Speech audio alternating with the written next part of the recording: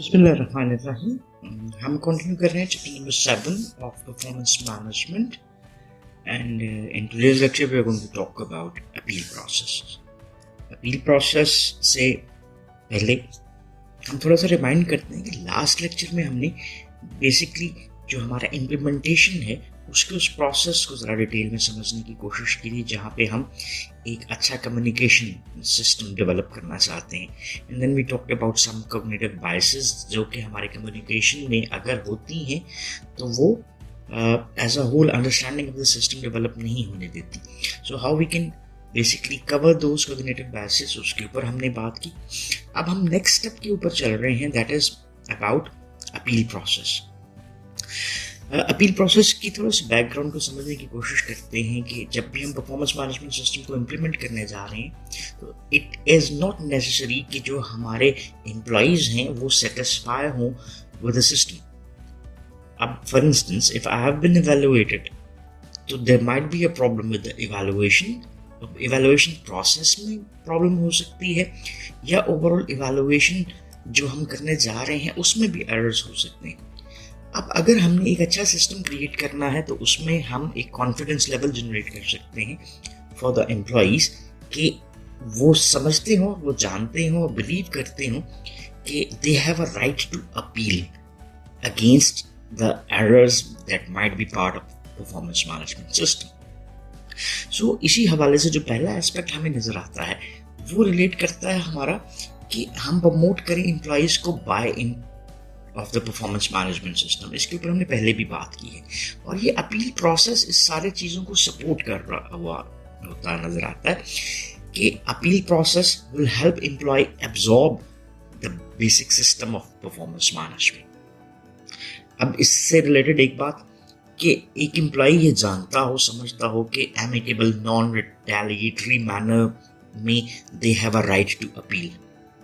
Amicable से मुराद हमारा है कि एक फ्रेंडली बिहेवियर अंदाज में, नॉट रिटेलिएशन हम उसको कह रहे हैं जहाँ पे हम अपोज करते हैं किसी भी चीज़ को।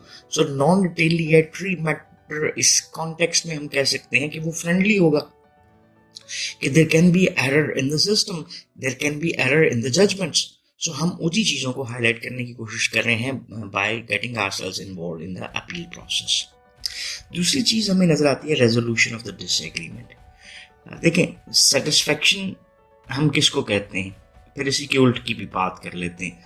सेटिस्फैक्शन हम कह रहे हैं जब हमारे जो एक्सपेक्टेड है और is equal to the actual. और अगर मैं इसी को नॉन सेटिस्फैक्टरी की तरफ लेकर जाऊं तो जहां पे जो एक्सपेक्टेड है वो हमें नहीं मिल रहा होता, so it is not equal to what is actual.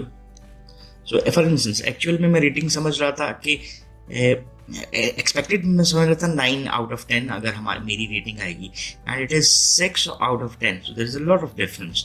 If it is 8.5 कोई मसले वाली बात नजर नहीं आती, there can be some aspects जो कि हम बायस्ड होकर समझ रहे होते हैं। तो ये जो डिससेटिस्फैक्शन है विद द रेटिंग्स, ये क्या करती है, डिसएग्रीमेंट क्रिएट कर रही है, और resolution of disagreement is very much necessary.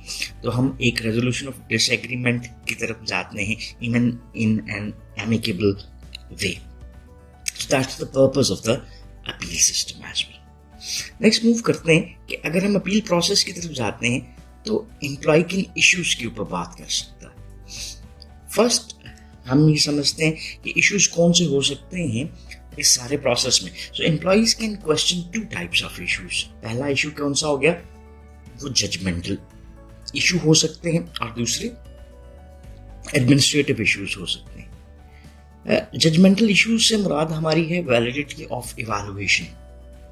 For instance मैंने इवैल्यूएशन की और मैंने एम्प्लॉय को क्या दे दी, रेटिंग्स दे दी। सो यहाँ पर प्रॉब्लम आ सकती है कि एक इंडिविजुअल की रेटिंग्स उस तरह से नहीं है जिस तरह से वो एक्सपेक्ट कर रहा था, तो ये एक जजमेंटल एरर मौजूद हो सकता है। इसकी छोटी सी एक एग्जांपल है, उसको भी साथ हम देखने की कोशिश करते हैं कि इस बुनियादी तौर पे जजमेंटल इश्यूज सेंटर करते हैं on the validity of the performance evaluation. जैसे for example, an employee may believe that a manager's performance ratings for that employee do not reflect his actual performance. और administrative issues की तरफ चलते हैं अभी. Administrative issues हैं कि जो हम सिस्टम रन कर रहे हैं उसकी एडमिनिस्ट्रेशन, उसकी परफॉर्मेंस में थोड़ा सा मसला आ सकता है. वेदर ये मसाइल किससे रिलेट कर सकते हैं? पॉलिसीज और प्रोसीजर्स. कि क्या वो पॉलिसीज और प्रोसीजर्स जो कि हमारे इस परफॉर्मेंस मैनेजमेंट सिस्टम में डेवलप किए गए थे उसमें कहीं प्रॉब्लम आ रही है. Means at times those procedures might not have been followed. इसकी भी एग्जांपल देखने की कोशिश करते हैं हम कि for instance, an employee may argue that her supervisors did not meet with her as frequently as he had with her co-workers, and the feedback she is receiving about her performance is not as thorough as received by her co-worker. अब क्या हुआ कि for instance जो एक schedule required था, एक sequence required था meetings के लिए, उसको फॉलो नहीं किया गया. इसका मतलब है प्रोसेस पूरी तरह से फॉलो ना हुआ. दूसरी तरफ भी लेकर चलते हैं कि फीडबैक जो उसने रिसीव किया अपनी परफॉर्मेंस के बारे में वो इतना मुकम्मल नहीं था, उतना थॉरो डिटेल्ड नहीं था जितना को वर्कर को मिला. सो यहाँ पर इसका मतलब क्या हुआ कि there might be a possibility कि some procedures have not been followed. So appeal process के हवाले से हमारे पास ये दो चीज़ें आ जाती हैं कि appeals can either be about the judgmental errors या फिर एडमिनिस्ट्रेटिव एरर्स के मुतालिक ये अपील्स की जा सकती हैं. सो नेक्स्ट हमारे पास आता है कि जो अपील के चांसेस किस तरह से किसी भी एम्प्लॉय को फैसिलिटेट करते हैं, उसमें हम बात करते हैं उसी अपील प्रोसेस की जो कि हमें दो लेवल्स पे नजर आ रहा है, level 1 and then level 2. Level 1 appeal जो है वो हम किसी भी अपने मैनेजरियल एस्पेक्ट में जो इसका रिस्पॉन्सिबल होता है उससे कर सकते हैं, which is the human resource management. जब फर्स्ट अपील फाइल की जा रही है तो HR department serves as a mediator between the employee and the supervisor. Basically अगर हम याद करें तो हमारे पास सुपरवाइजर्स हैं प्लस एम्प्लॉयज़ हैं जो कि डायरेक्टली इन्वॉल्व नज़र आ रहे हैं इस सारे प्रोसेस में. सो अब सुपरवाइजर्स ने जो रेटिंग्स एम्प्लॉयज़ को दी उसके बारे में हमें अपील प्रोसेस के बीच में जाना पड़ा, चाहे वो जजमेंटल इश्यूज़ पे थी या एडमिनिस्ट्रेटिव इश्यूज़ पे थी. सो इसका प्रोसेस क्या होगा, जो अपील हम HR डिपार्टमेंट को भेज रहे हैं is usually called a level 1 और लेवल A अपील. ये दोनों नाम यूज किए जाते हैं, आइदर लेवल 1 और लेवल A. सो यहाँ पर HR डिपार्टमेंट क्या करता है, एक ऐसी पोजीशन में है जहाँ पे वो मीडिएटर यानी इन दोनों पार्टीज के बीच वाला एक बंदा बन के सामने आ सकता है. So as a mediator they will जज and they are in a good position to जज whether the policies and procedures have been implemented correctly and has good information about the various jobs, level of performance expected, and the level of performance of other employees within the unit of the organization. So HR एक best position में आपको नजर आया जहाँ पे वो judgemental और administrative issues दोनों को असेस कर सकता है. सो HR क्या करता है, गैदर करता है नेसेसरी इंफॉर्मेशन को, फैक्ट्स एंड फिगर्स लेते हैं and bring them to the attention of either the reader to encourage reconsideration of the decision that caused the appeal or to the complainant to explain why there have been no biases or violations. तो दो ही इसके aspects हमें नजर आए. There might be an error at the side of the reader, यानी जैसे हम supervisor को ले लेते हैं, या there have been an error on the side of the employee. अगर तो रेटर की तरफ से एरर है तो फिर रेटर उसको करेक्ट करने की कोशिश करेगा और उसके बारे में HR उसको गाइड कर देता है so that he can revise the overall ratings given to the employee. और अगर ये प्रॉब्लम इस सारी रेटिंग की किसकी साइड पे है, एम्प्लॉय की परसेप्शन के बारे में है, तो फिर उस एम्प्लॉय को एक्सप्लेन किया जाएगा कि why this ratings justify. So complainant जो है उसको ये तमाम रीजंस, बायसेस जो वो फील कर रहा है अबाउट द रेटिंग्स वो क्लैरिफाई करती जाएंगी. So in other words, if you talk about the HR department either suggest corrective actions to the supervisor or inform the employee that the decisions or procedures were correct.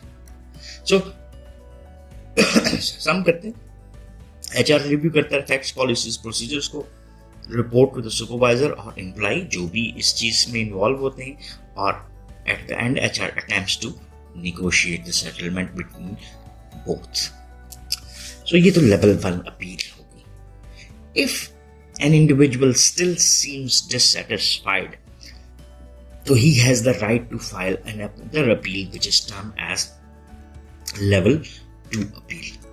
So अगर हम ये बात करते हैं कि चाहे supervisor does not believe corrective actions should be taken, or if the employee does not accept the HR decision and the appeal continues, then an outside and unbiased arbitrator makes a final and binding resolution. So यहाँ पर हमें जो negotiation के different elements हैं, वहाँ पे HR as a mediator था. अब appeal 2 में आप किसको लेते हो? एक arbitrator को लेते हो. इसको हम क्या कह रहे हैं? एक level 2 और level B appeal. अब ये आर्बिट्रेटर जो भी दोनों पार्टीज के सेटलमेंट के लिए एक बुनियादी रोल प्ले कर रहा है, इसमें ये बात भी समझना जरूरी है कि आर्बिट्रेटर का जो डिसीजन है वो एक फाइनल डिसीजन होता है, एंड बोथ द पार्टीज जो इसमें इन्वॉल्व हैं वो बाइंडिंग रखती हैं कि आर्बिट्रेटर के डिसीजन को चैलेंज नहीं कर सकते. So arbitrator can consist of a panel. अब ये पैनल किसका हो सकता है? पीयर्स का भी हो सकता है, मैनेजर्स का भी हो सकता है, मिक्सअप भी हो सकता है. सो पैनल क्या करेगा? रिव्यू करेगा इस सारे केस को, क्वेश्चंस पूछ सकता है, इंटरव्यूज, विटनेसेस लेता है, रिसर्च प्रेसिडेंट्स को देखता है, और देन रिव्यूज द पॉलिसी जिसको फॉलो किया जाना चाहिए था. सो इस सारी प्रोसेस को समझने के बाद they simply take a vote to make the decision.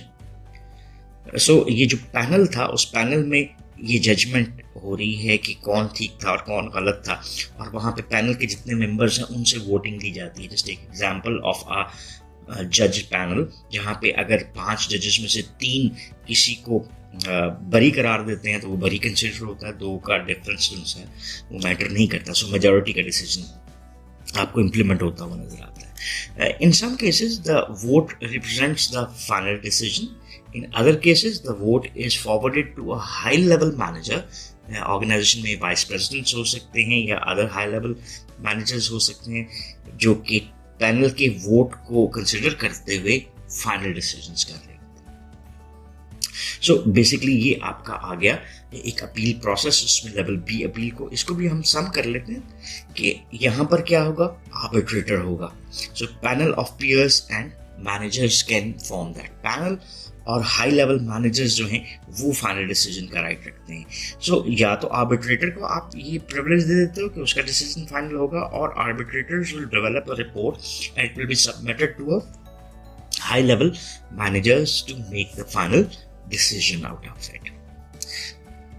सो इसको कंक्लूड करते हैं. यहाँ पर जो एक अपील प्रोसेस है, आपके सामने बॉक्स जो नजर आ रहा है इसको मैं आपके लिए हाईलाइट कर देता हूँ. So this is the box जो कि आपको नजर आ रहा है, रिलेट करता किसके साथ? एक एग्जाम्पल के साथ.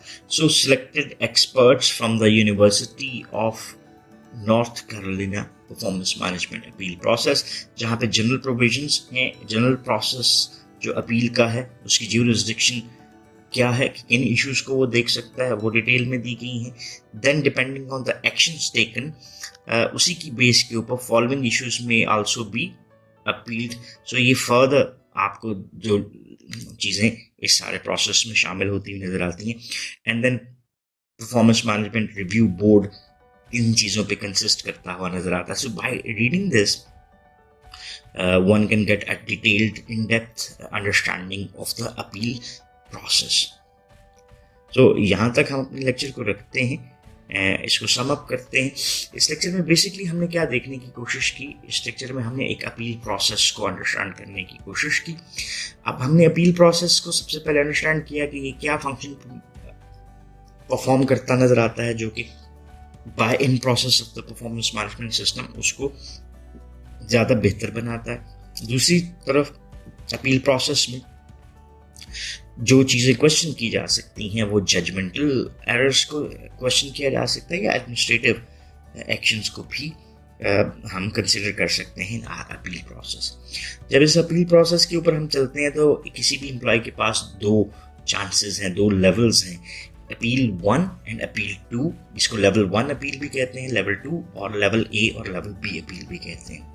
तो लेवल 1 अपील में HR डिपार्टमेंट जो है इस चीज़ का रिस्पॉन्सिबल होता है, जो इस अपील को लेता है और सारी इन्वेस्टिगेशन के बाद either they suggest the employee correct कैसे है, या फिर वो सजेस्ट करते हैं फाइंडिंग्स की सूरत में सुपरवाइजर को कि रेटिंग्स को रिव्यू किया जा सकता है। If still the settlement is not made of the conflict और डिसएग्रीमेंट, तो फिर एम्प्लॉय के पास राइट है कि वो लेवल 2 अपील पे जा सकता है, जहाँ पे मीडिएटर की बजाय जो HR था उसकी बजाय एक आर्बिट्रेटर को लिया जाता है। आर्बिट्रेटर एक पैनल होता है और वो पैनल पीयर्स ऑफ मैनेजर्स के ऊपर बन सकता है और उसी की बेस के ऊपर वोटिंग की बिना पर हम डिसाइड कर सकते हैं कि इस डिसएग्रीमेंट को कैसे क्लोज किया जाना है, या फिर हाई लेवल मैनेजमेंट इस सारे प्रोसेस की responsible ठहरती। So that's all about this lecture. If you still have any question or queries, then you can ask in the comment section and we will definitely love to answer those. So once again, thanking you. Have a nice time. Allah Hafiz.